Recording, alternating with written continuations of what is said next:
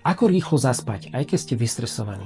Určite sa vám už stalo, že pred náročným dňom ste nevedeli zaspať, lebo ste premýšľali o tom, čo vás ráno čaká. Tento jednoduchý trik vám pomôže zaspať až o 15 minút skôr.